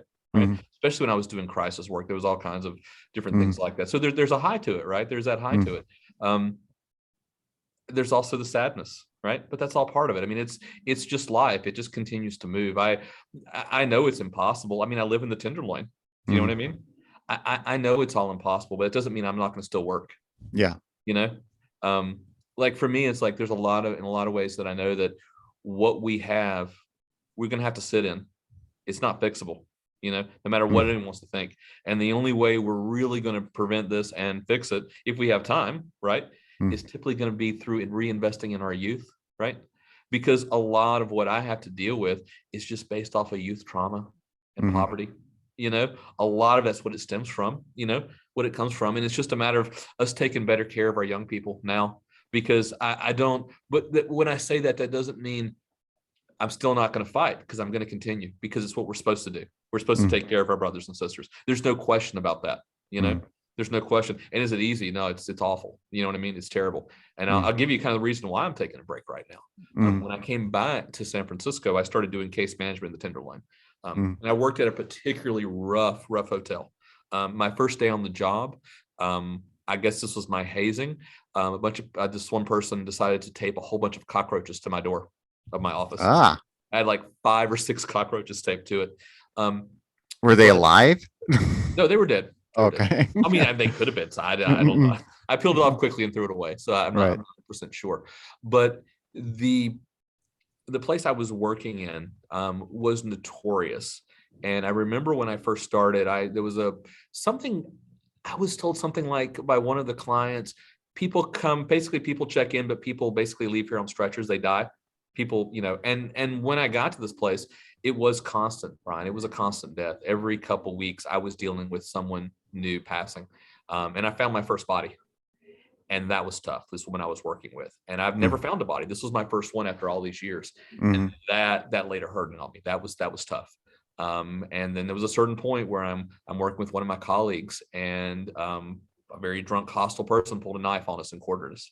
Mhm. And here I am trying to think of how I'm going to protect this person, if I can protect myself, and also be okay for this person who's in the middle of a crisis with a knife pointed at me. Mhm.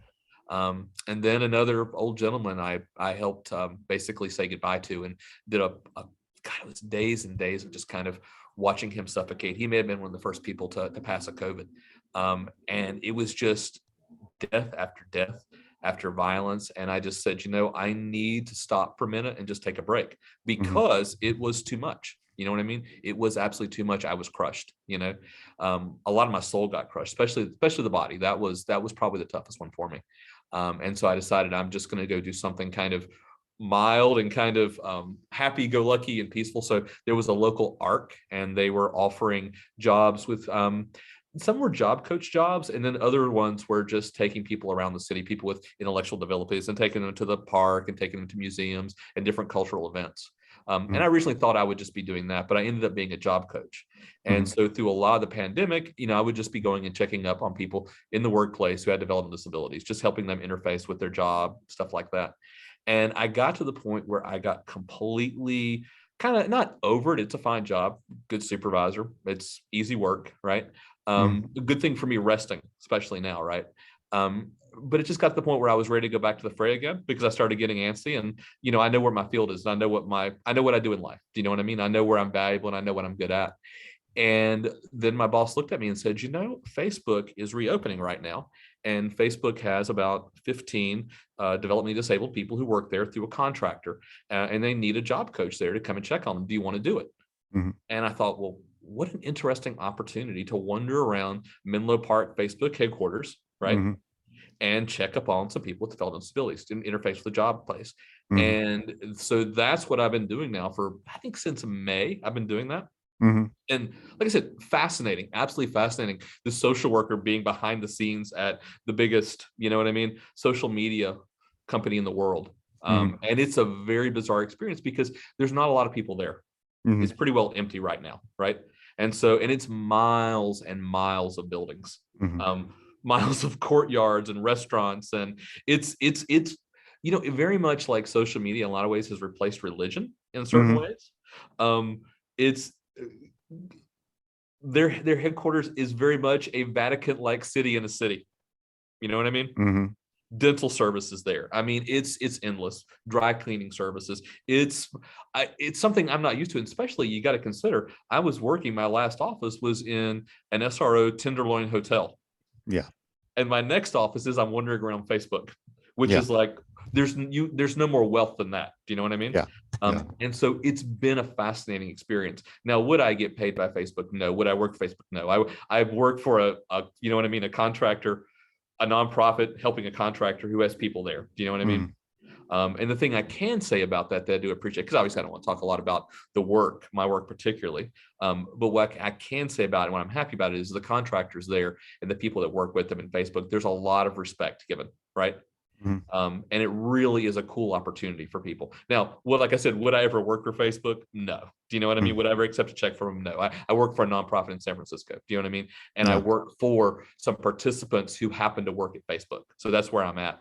But it's like I said, it's been a fascinating, I think, since May, so 6-7 months. So wow.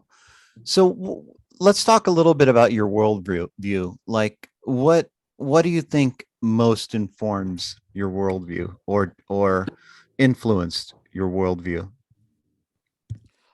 As a young man, I'm going to guess, when you start discovering things, like I said, when I was discovering skateboarding, I discovered punk rock.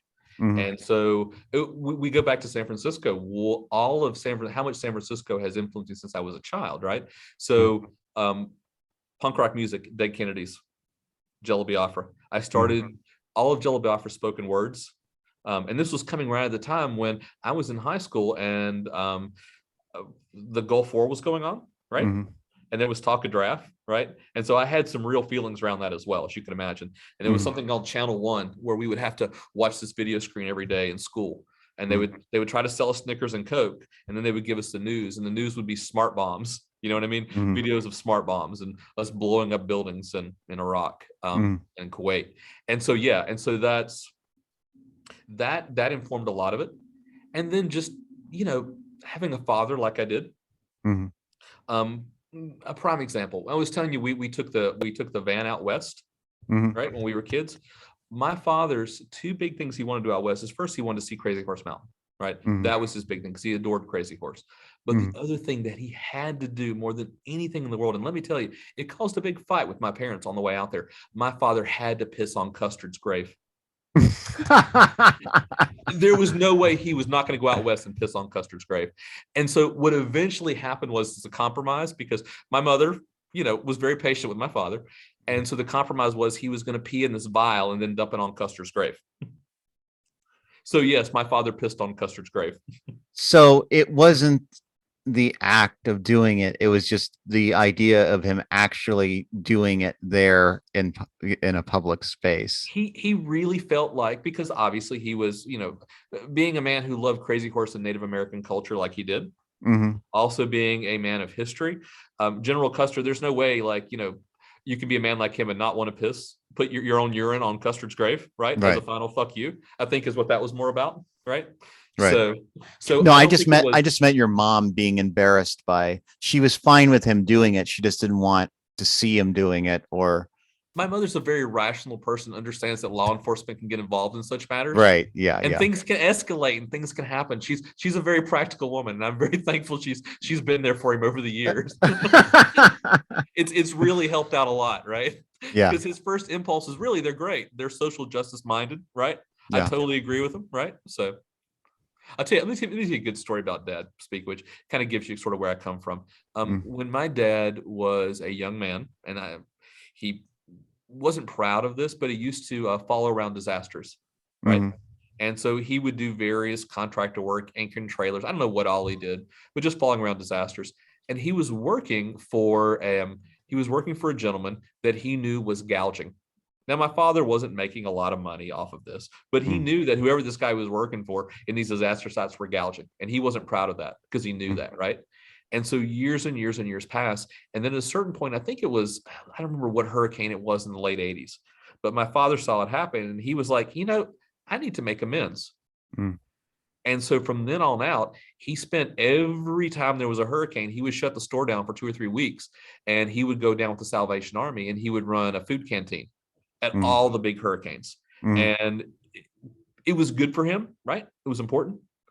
But there was a piece of penance, there was a piece of what he owed, but there was also a piece of the future as well. Do you know what I mean? So it wasn't just about, I feel guilty, but this is who I am. And this is how I want to raise my family. This is how I want my son to see me. This is who I am for my community. And this is what I'm about. And so there was always that piece in my house where my father was doing things like that, right? That was how I grew up. And I think a lot of that plays into, we'll say, for instance, like it was funny. Our last trip, he decided he really, really, really had his last hurrah was Hurricane Katrina, right? And I was telling him, man, this is going to be your last one because you're getting too old to go down. And so I went down there and did that with him, right? And we oh God, that was one of the harder times in my life, to be honest with you. That volunteering down there we were in Biloxi, Mississippi, and it was, man, I keep on wanting to go watch when the levees break, but I can't do it. I'm just too scared because there's too much emotions riding all that from what we went through. But after that, it was just like, when we got back home, like, Dad, this is kind of it, man. You know what I mean? You're too old. You don't need to be at disaster sites. And so, he stopped doing that. But then all of a sudden, he realizes that down the road a little bit, we have this old schoolmate of mine, Jill, who does a dog rescue. And so then Dad has to build this big kennel. And so for all these years, now he's not been doing it the past couple of years, hasn't been in the best of health. But after that, he just started basically doing a kennel. And so he would bring these dogs in, get them back to health, and get them ready to adopt. And so he basically had this whole entire dog adoption thing going on at the house for many years after he did his disaster work, right? So there was always things like that going on. That was just part of it. Wow. So there's definitely a sense of service that kind of runs through your family. For sure. Yeah. So I want to ask a few last questions before we close out. I've been asking them for a while now, and I'm just curious what your thoughts are. But first, I want to ask, what is your favorite place to skateboard, and why? Favorite place to skateboard and why?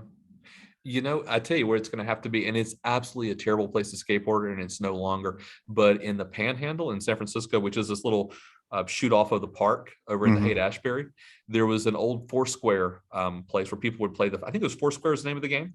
And it became kind of out of vogue. And so I used to meet with a bunch of buddies of mine, and basically we would just do freestyle flip trick skateboarding for hours in this one little spot in the Haight-Ashbury, just watching the world go by.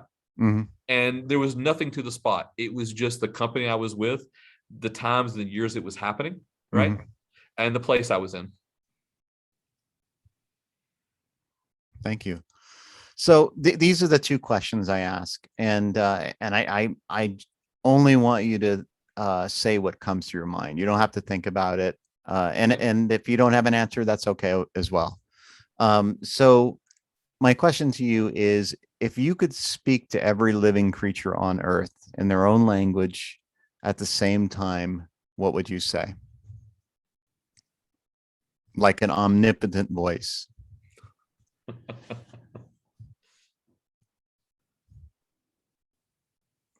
Interesting question, Brian.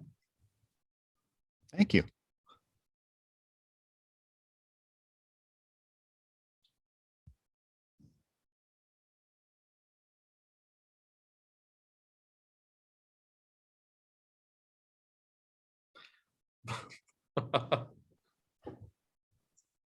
Just kick the screen there by accident. Boy, I really don't even know how to respond to that. Any language.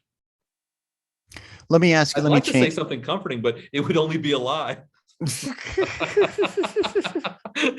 you want to be like, love one another, or everything's gonna be okay. Boy, now that's the horse shit right there. But right. Yeah, it's and I'm glad you said horse shit, because that's one of my favorite curse words that you don't hear that often.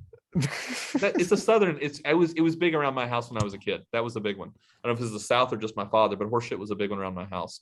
So I would like to tell everyone it's going to be okay and to love one another and all that.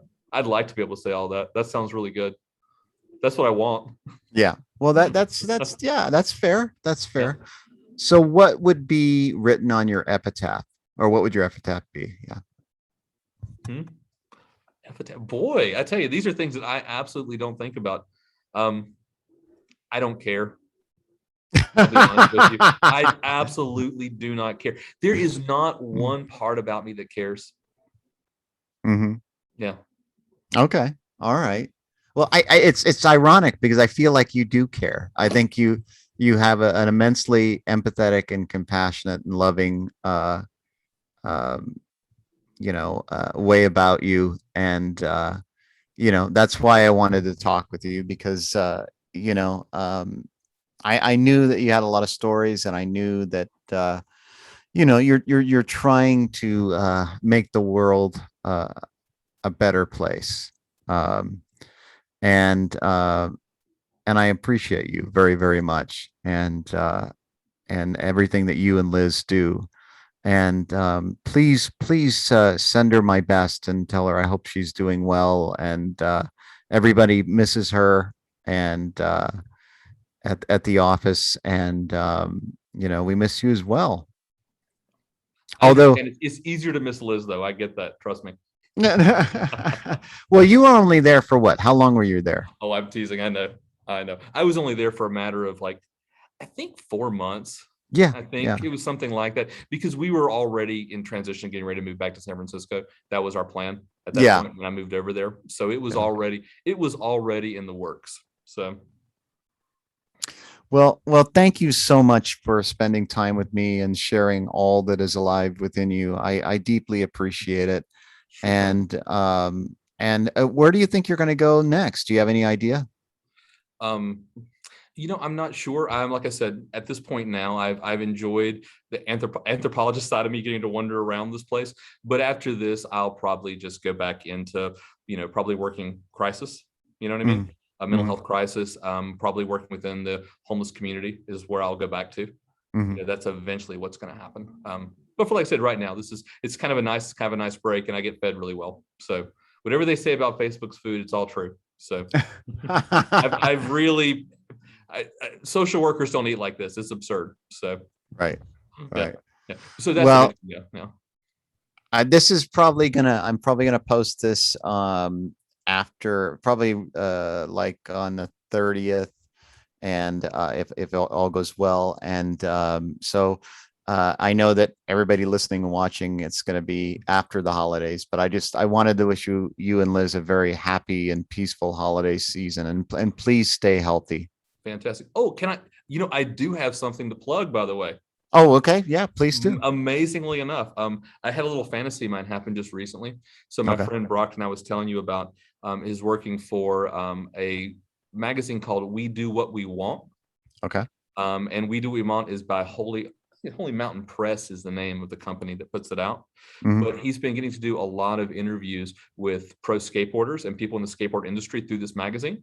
And so I have a personal hero of mine, Tommy Guerrero, who is with the Bones Brigade. That's Tony Hawk, which you probably recognize that name, but that's Yes. Tony Hawk's super skateboard group in the 80s. But Tommy Guerrero was one of the first street skateboarders and like a personal hero of mine since I was a child. But either way, Brockton was getting a chance to interview him. And so Brockton called me and I got to help write some of the questions and help him with the interview. And so I'm actually going to have some credit in it as well. So I'm really excited about it. So and that's coming out, I think, early next year. It's a magazine that they do a lot of different cultural things, basically what they want to do, different musicians, artists, skateboarders. So I've always, as a kid, fantasized about being involved in skateboard media, whether it be writing or photography. So it's kind of this little opportunity that I got to like stick my foot a little bit and do a little bit of it. So so is there a website? Yeah, Holy Mountain Printing is what it's called. Okay, Holy Mountain. Yeah, Holy Mountain Printing, and We Do What We Want magazine. It'll be the number 4 edition that'll come out. Okay, so We Do What We Want is not the website. It's through Holy Mountain Printing. Yeah, we Do What We Want is the magazine. Okay. Yeah. But the website, if you want to get to the magazine, you got to go through Holy Mountain mountainprinting.com. You got it. Yep. Okay. All right, everybody, go to really proud of Brockton. Actually, let me mention this. I'm also really proud of Brockton as well. He's been doing a comic book called Ginny Zero for Dark Horse recently, which is going on really well. So I just wanted to bring that up as well. Yeah. All right. Well, thank you. Thank you once again, Glenn Hicks, everybody. If you want to check out his writing on holymountainprinting.com, in this article, We Do What We Want, or the magazine. And is there a title for the article, or is it? It's going to be an interview with Tommy Guerrero. And like I said, I just helped out with it. I don't want to take writing credit. I just helped my friend out with it. But it's going to come out early next year. All right. Fantastic. Thank you so much, Glenn Hicks. Thank you. And please send my best to Liz. And everybody, thank you for listening on Apple Podcasts and watching on YouTube. If you like this, please rate, subscribe, and review. And thank you so much, Glenn. Please stay healthy and safe, and have a happy new year. All right. Great talk to you, Brian. Sounds great. All right. We'll talk to you soon. All right. Now we have our awkward ending. Here we go.